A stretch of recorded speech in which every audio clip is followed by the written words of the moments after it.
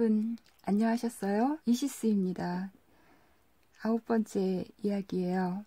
연인이 싸우는 이유. 사랑해서 만났지만 정말 너무 지겹도록 싸우고 그래서 헤어지는 커플도 많죠. 싸우다가 싫어하거나 미워하진 않는데 싸우는 게 너무 지겨워서 헤어진다. 정말 이런 커플들도 많이 봤어요. 연인이 싸우는 형태는 참 재밌어요. 보통은 사소한 거 가지고 싸우죠. 큰 문제라기보다는 주로 말싸움으로 시작이 되고요. 그리고 아무 생각 없이 아무 생각 없이 상대방을 괴롭히려거나 싸움을 하려는 의도 없이 한 말이 계속 꼬여서 싸움으로 이어지죠. 이 말이 꼬여서 싸움이 되는 게 우리가 고통을 느끼는 것 중에 하나인데요. 이 말이 왜 꼬이냐면 상대방이나 내가, 우선 상대방이라고 얘기를 할게요. 상대방이 어떤 자기 경험이나 누구를 만나서 힘들었던 일이나 과거에 살아오면서 어떤 일이 생겼던 일이나 이런 얘기들을 이야기할 때 내가 그거에 대해서 반박하거나 그의 말에 내가 뭔가를 더 해줘요. 그런데 너 이런 거는 몰랐던 거 아니야? 이렇게 하지 않았던 거 아니야? 이런 식으로 뭔가를 더 해주거나 좀 좋지 않은 경우인데 상대방 말을 비난하거나 비꼬거나 이거는 이제 싸움을 불러일으키는 가장 나쁜 것이죠. 상대방 말을 부정하거나 내 반응이 이런 것이 나갔을 때 상대방 이야기에 꼬이게 돼요. 서로 의도하지 않게 꼬여서 계속 싸움이 이어지게 되거나 커지게 되는 거죠. 그런 이야기를 나한테 시작한 처음에 동기는 뭐냐면 사실 자기가 공감받는 거예요. 그리고 인정받는 거고 자기가 수용을 받거나 포용을 좀 받고 싶어서 얘기를 하는 거란 말이에요. 이게 누구나 사실은 원하는 것이에요.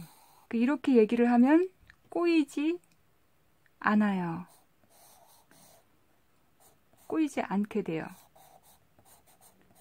이렇게 해서 꼬이는 거예요.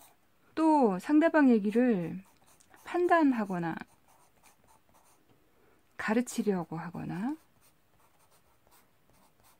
알려주려고 하거나 제가 모르니까 이걸 알려줘야 되겠어. 좋은 의도기는 한데요. 이렇게 하면서 상대방을 이제 고통에 빠뜨리게 돼요. 우리는 상대방 말을 들으면서 판단하고 가르치는 것이 굉장히 많아요. 누구나 하고 있고 이게 거의 습관이라고 되어 있어요. 거의 모든 사람들의. 그런데 이거는 연인이 할 역할이 아니에요. 이거는 누구의 역할이냐? 가르치는 사람, 선생님, 그리고 엄마나 아빠. 누가 내 말을 판단하고 가르치면은 좋아하는 사람 없지요. 왜냐면 지겨워요. 이미 어린 시절부터 성장하는 과정에 엄마 아빠로부터 죽을 만큼 들었어요. 지겨워 죽을 만큼. 선생님으로부터도 유치원, 초등학교, 중학교, 고등학교, 대학원 선생님도 정말 지겨울 만큼 많이 겪어왔지요. 예, 그렇기 때문에 내 말이나 행동이 판단당하고 그것에 대해서 좋은 의미를 알려줄게 해도 가르침을 당하는 것은 이제 누구나 싫어하게 되고 고통을 느끼게 돼요. 고통을 받는 이유가 또 있어요. 이것을 당하는 상대방은요, 이렇게 들어요. 이 말을 너는 틀렸다. 내가 직접적으로 그렇게 말하지 않아도 그것을 의도하지 않았어도 내 말을 수정하려고 하거나 더해주려고 하거나 혹은 부정하거나 반박할 때는 넌 틀렸어. 이런 의미로 듣기 때문에 자기 정체성이 자기 존재가 부정당하는 느낌이란 말이에요. 너는 모른다. 이런 거 굉장히 누구나 다 싫어하죠. 그래서 고통을 느끼는 거예요. 근데 이것이 계속되잖아요. 이렇게 하는 상대방, 이렇게 하는 나는 어떤 무의식을 가지고 있냐면 이게 서로 좀 무의식적인 건데 나는 알아. 나는 알아. 내 말 들어. 이런 자아를 표현하는 거예요. 상대방에게 가르치고 판단하고 알려주려고 하는 그런 거에는. 너는 여기에 있고 나는 너보다 한 단계 높이 있어. 그래서 나는 너를 알아. 너는 틀렸어. 너는 내 말을 들어. 이런 메시지를 무의식 중에 계속해서 주입을 한단 말이죠. 그래서 상대방은 고통을 느끼게 되는데 이것이 조금 더 커지잖아요. 이 에고가 이런 역할이 조금 더 강해지면 에고는 한 단계 또 더 위로 올라가서 너는 왜 나 같지 않아? 자, 자기를 아주 절대적으로 옳은 기준에 놓아요. 의도하지 않아도요. 이렇게 말하지 않아도 아주 재밌죠. 너는 왜 나처럼 생각하지 않아? 너는 왜 나처럼 행동하지 않아? 너는 왜 내가 아는 것처럼 알지 않아? 자, 이렇게 너는 왜 나 같지 않냐고 비난을 하는 거예요. 가만히 자신의 무의식을 느껴야만 이걸 알 수가 있어요. 그리고 이걸 느낀다면 웃음이 터져 나올 거예요. 굉장히 재미난 일이죠. 이 세상에 나 같은 사람은 나 하나면 족하잖아요. 누군가 나와 똑같이 생각하고 똑같이 행동하고 나처럼 판단하고 그러면은 재미없잖아요. 그리고 두 사람은 필요하지 않잖아요. 근데 우리는 이것을 강요하면서 싸움을 만들어요. 너는 왜 나 같지 않아? 예. 자, 이 말은 상대의 존재를 그대로 부정하는 거예요. 그러니까 너는 필요 없다 이거죠. 나 같은 사람 하나만 있으면 된다는 거죠.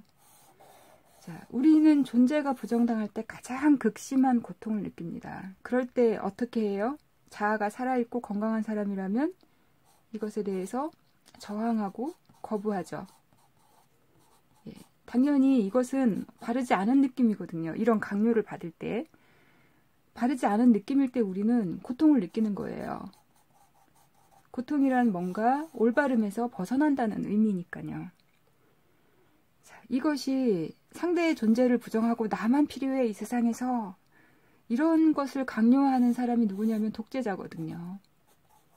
그래서 모든 전 국민을 상대로 모든 사람들이 자기 생각을 실현하고 자기를 위해 존재하도록 만드는 게 이제 독재자들이 하는 거죠. 그래서 그것을 가장 죄악시하게 되는 거고요. 자, 이렇게 저항하고 거부하면서 싸움을 하게 되는데 이 사람도 본능적으로 이게 옳지 않아라는 걸 알아서 거부하면서 자기도 똑같이 해요. 상대방에게. 너도 틀렸어.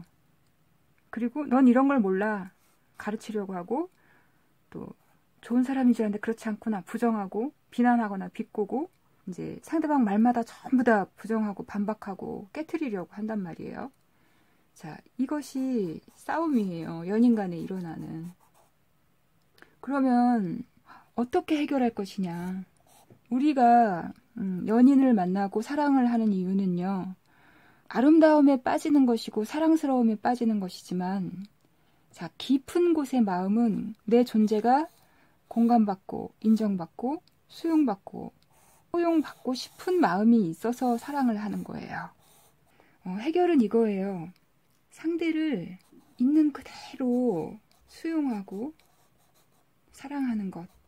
바꾸거나 더하거나 빼려고 하지 않고 내 모습 그대로 충분해. 내 모습 그대로 완전해. 내 모습 그대로 아름다워. 그러면서 상대의 모든 것을 있는 그대로 인정해 주는 거예요. 너는 그렇게 느끼는구나. 너는 그걸 그렇게 경험하는구나. 잘했어. 멋있어. 자, 이거예요. 상대방에 대한 내 태도는 양쪽이 다 똑같아야 되죠. 왜냐하면 잘 생각해 보세요. 누군가가 내 존재를 있는 그대로 수용하고 있는 그대로 받아줄 때 나 편안해요. 행복해요. 그때 우리 자유로움을 느껴요.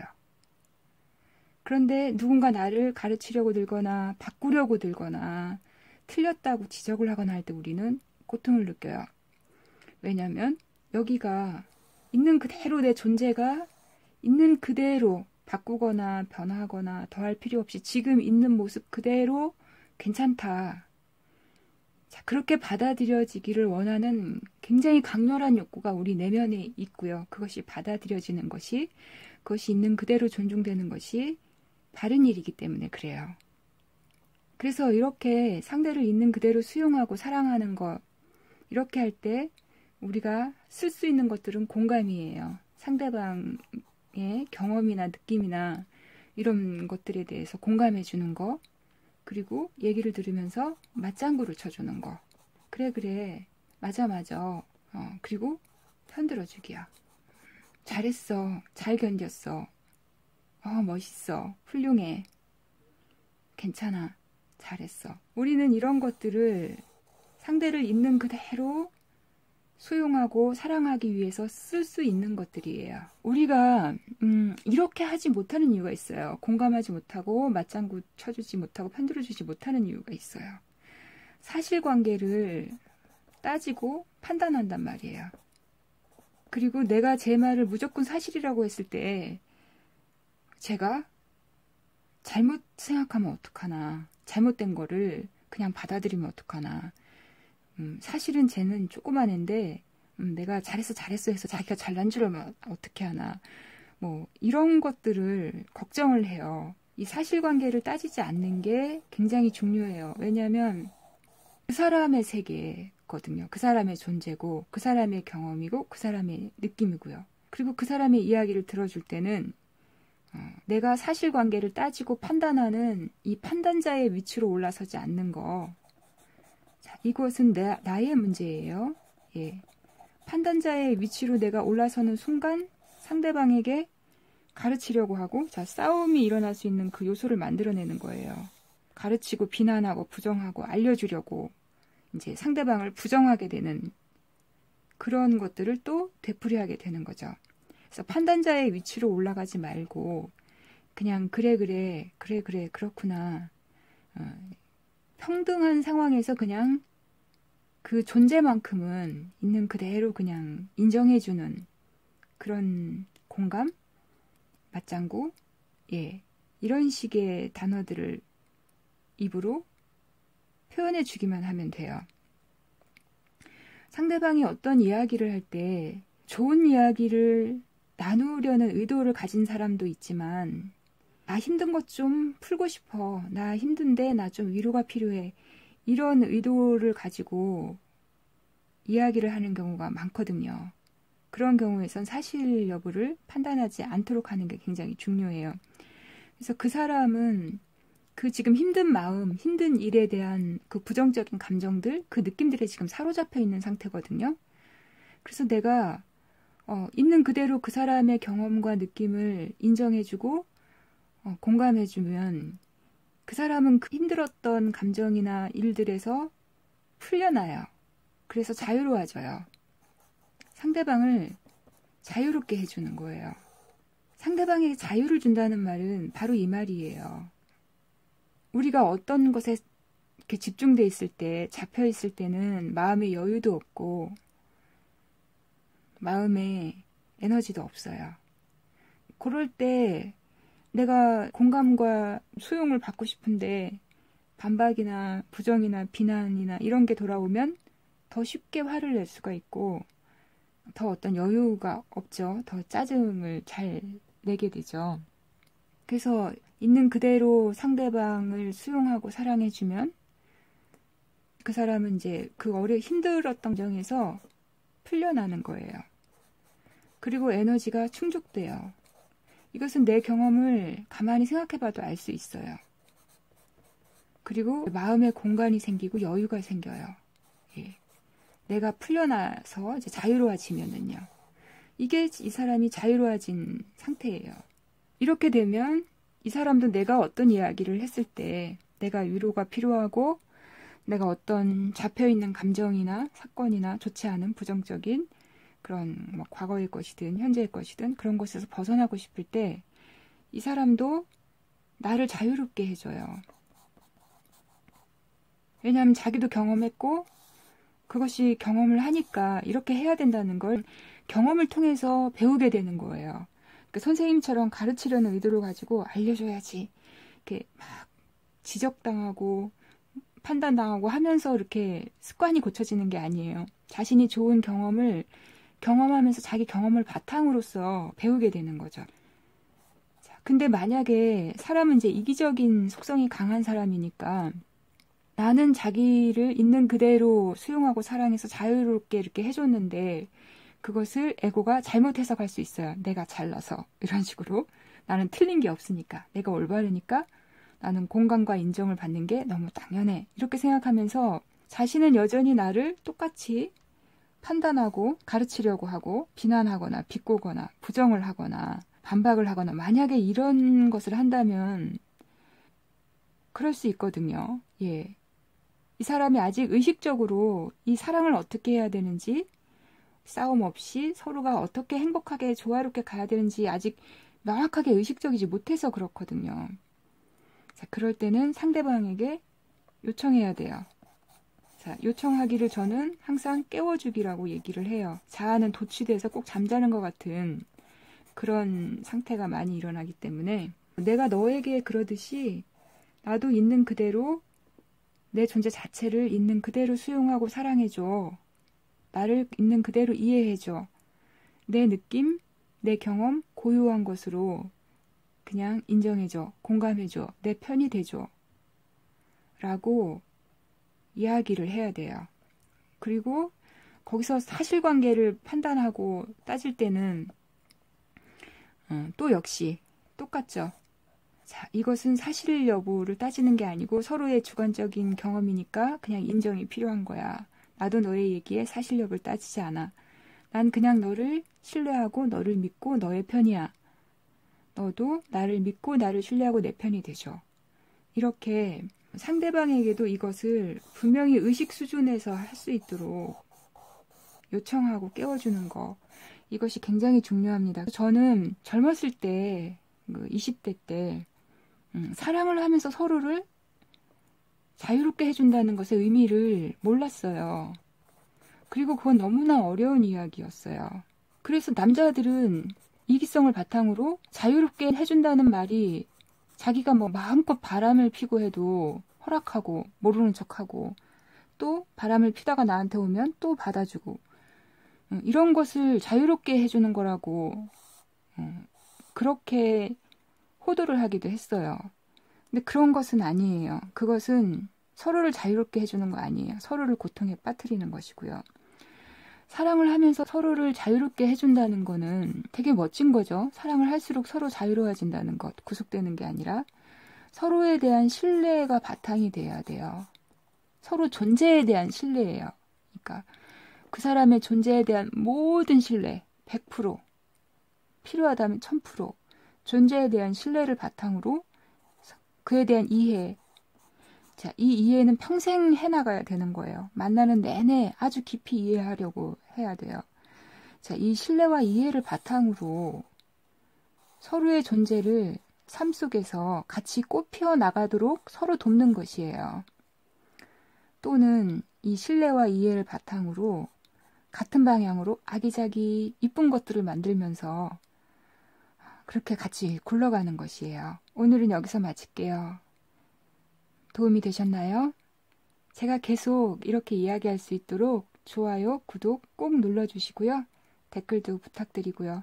여러분이 알고 싶어하는 이야기 있으면 댓글로 남겨주세요. 그럼 그걸 주제로 제가 이렇게 이야기를 또 나눌게요. 고맙습니다.